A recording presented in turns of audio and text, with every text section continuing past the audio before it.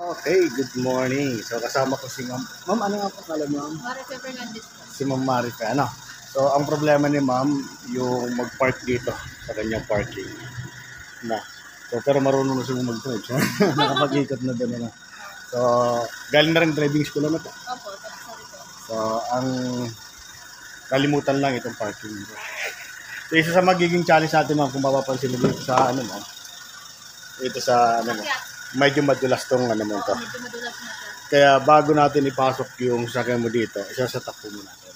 Bibigyan po kita ng step by step na pattern para pag alis ko, gusto practicein, at least meron kang idea kung ano yung step 1, step 2, ano ba? Step 1 muna ma'am. Pag galing ka doon sa ano yun. So, itong kanto na to, ito, di ba may kantuan ka dito? Ito yung priority mo ma'am. Itong kanto na to. Apo, priority mo yan. Kailangan yan ay makita mo yan dito. Kasi yung kanto na yan ay para sa kanan. Kaya yung para yung side mirror na kanan. Ito namang kanto na to para sa side mirror ng kaliwa. So syempre pag galing ka doon, ang unang makikita dyan ay ito munang kanan. No, so ito wala muna. Kaya yung pattern mo dyan, ito mang side mirror, kailangan at least kita mo konti yung itong gulong mo sa likod. So ibaba mo ito ng konti. At least kita mo tong handle, kita mo to.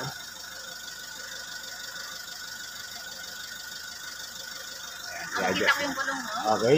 So kasi yung gulong natin ma'am, kailangan ay namomonitor mo yung pag-akyat niya dito. Okay. Yun po yung ano natin yan na.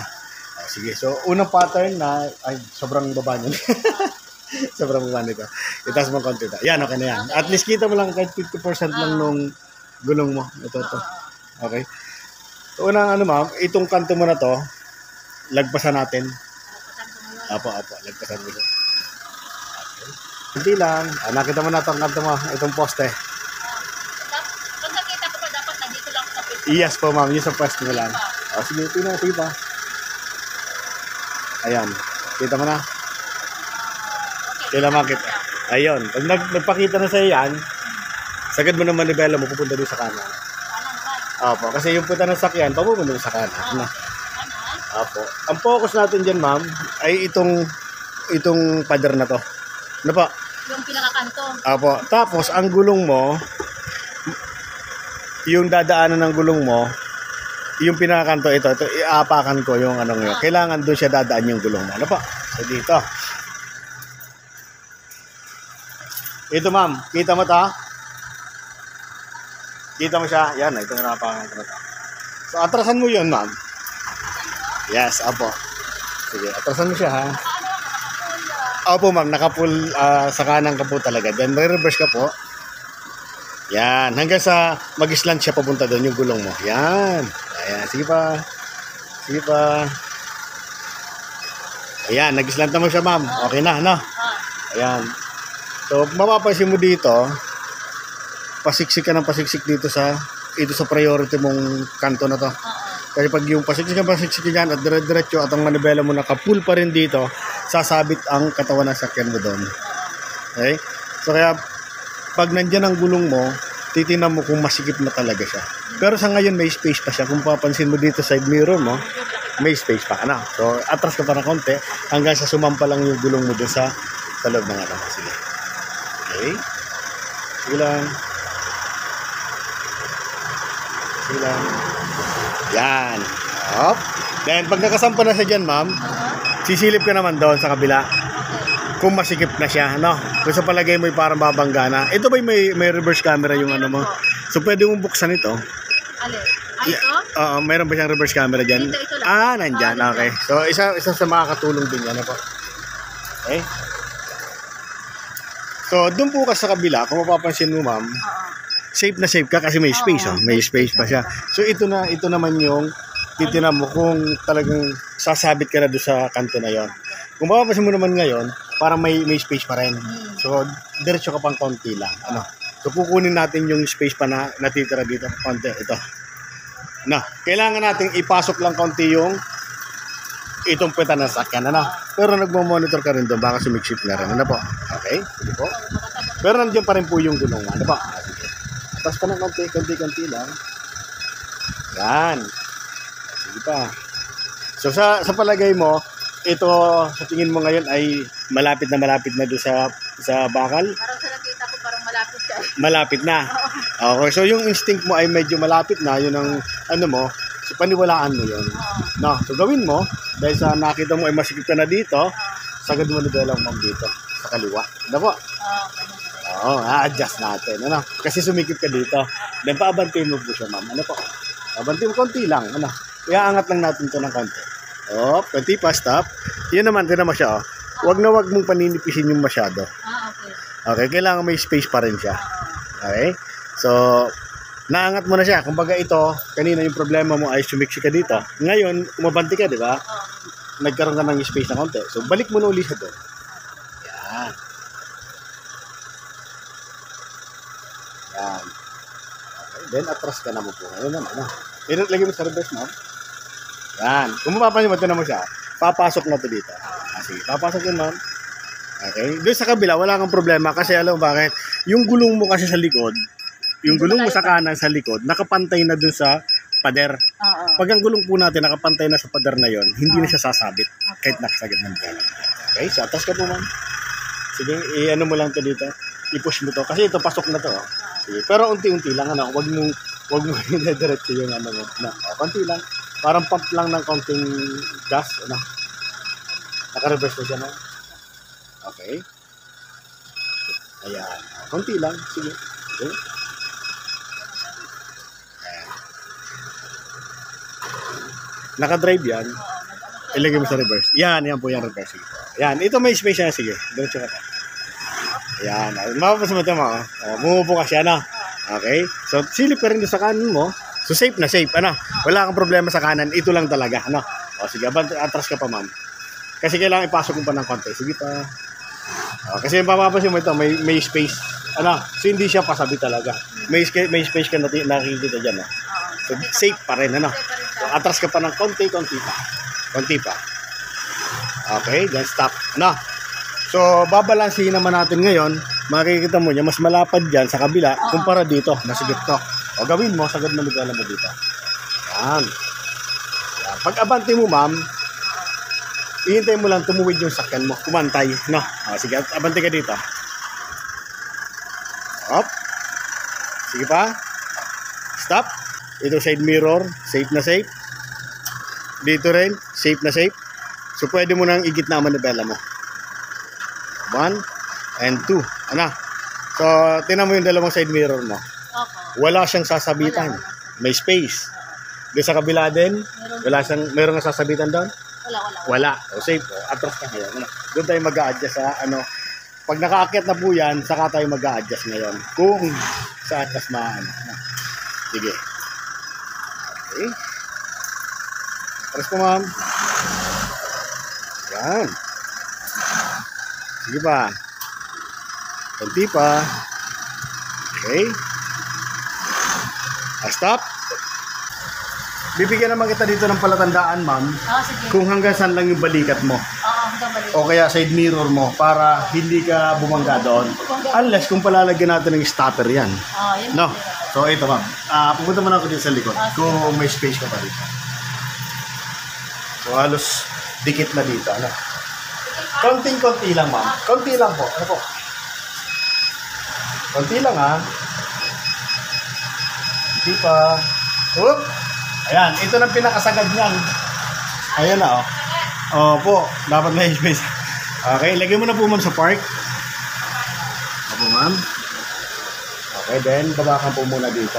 At ipapacheck ko sa inyo kung yun talaga yung gusto mong posisyon ng sakyan mo dito sa park. Ano po? Check natin kung may sasara na to. So, pwede na. Kaya nang isara.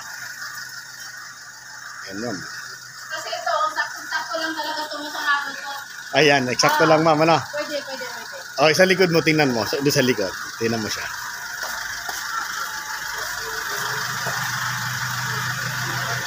Okay din? Okay? Sakto lang. Tsaka titignan Ayun. ko sa kabilang side. Sige, ma'am. Para mag-a-adjust tayo. Bandang So, sir. okay po sa yan. Okay. Okay na. Ayun. So, lalagyan natin, ma'am. Lalagyan kita doon ng konting ng marker na kailangan pag umaatras ka, yung side mirror mo lang pala tandaan or yung balikat mo. Pwede. Doon sa yung pag nakaupo ka. O, umupo ka po ma'am doon sa driver seat dito. At dito natin kung saan natin lalagyan ng marker. Okay? Para safe yung likod.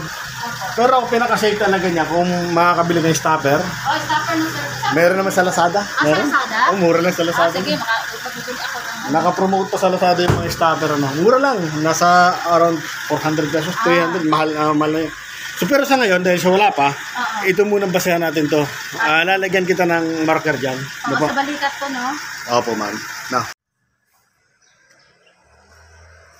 Ayan na si ma'am.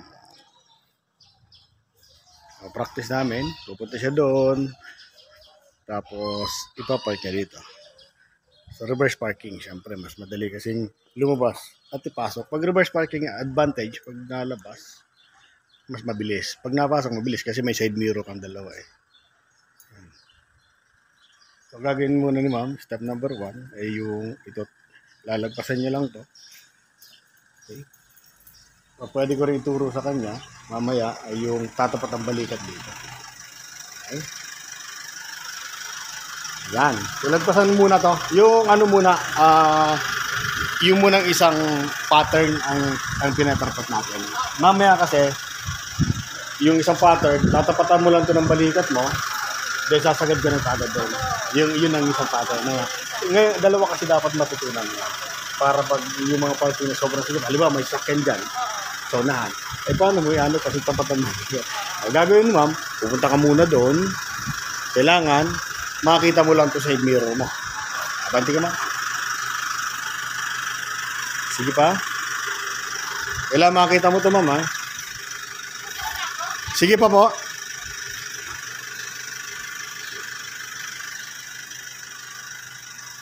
Ito, kita mo na? Sagad mo na itong manibela mo. Sagad na po dito. Yan. Basta pag nakita mo na yon, sagad na manibela.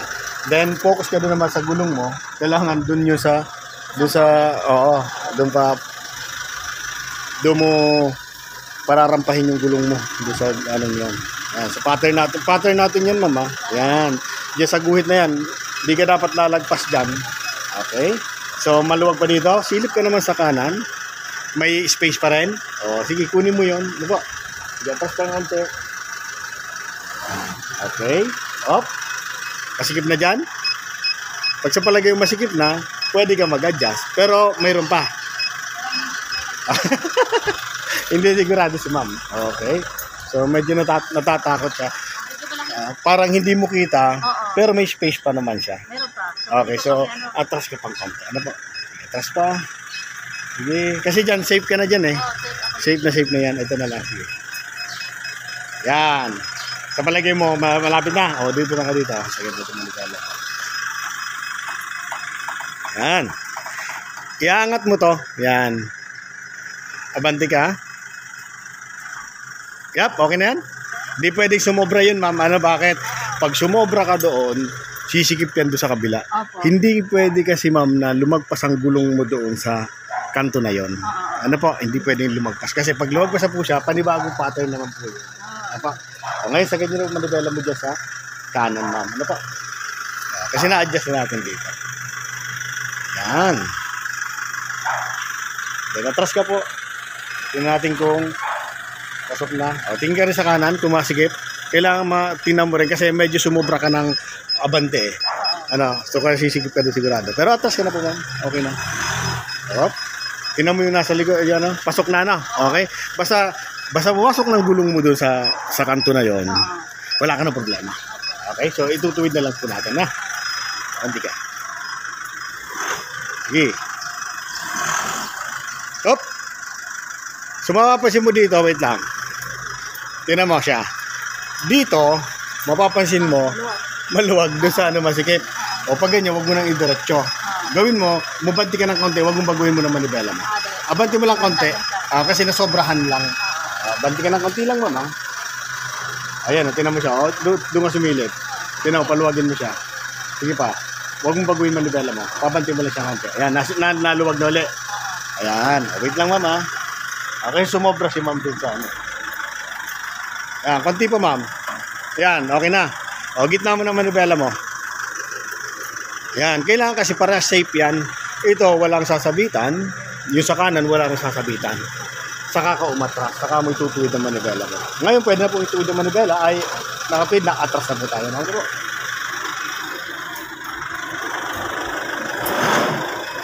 Yun, diretso. Sige. Sige. Sige. Hop. Wait lang, wait lang. Sagad mo dito. Yan, atras ka ng konti para tumuwid siya. Atras ka. Hop. Konti pa. Hop, okay na. Gitna. Ayan. Dahil yung palatandaan natin. Dahan-dahan lang. Okay, yung balikat mo, tinan mo nga. Ayos na?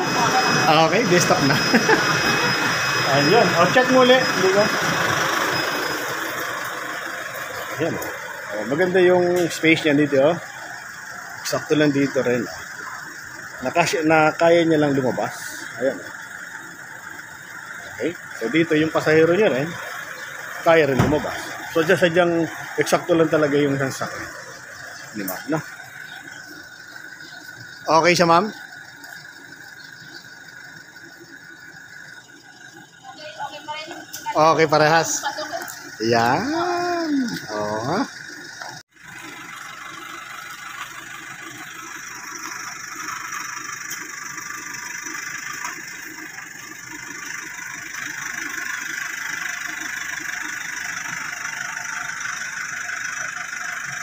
Ano?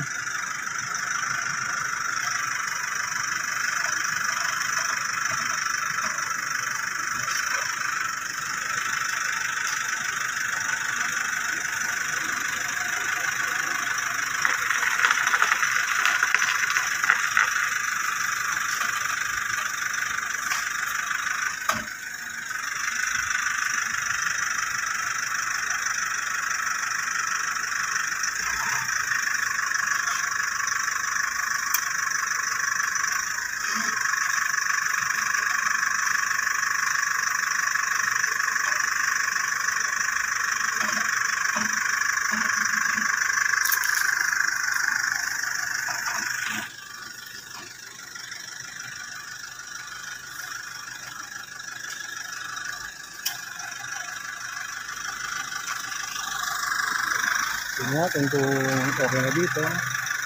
Okay na rin. Dito.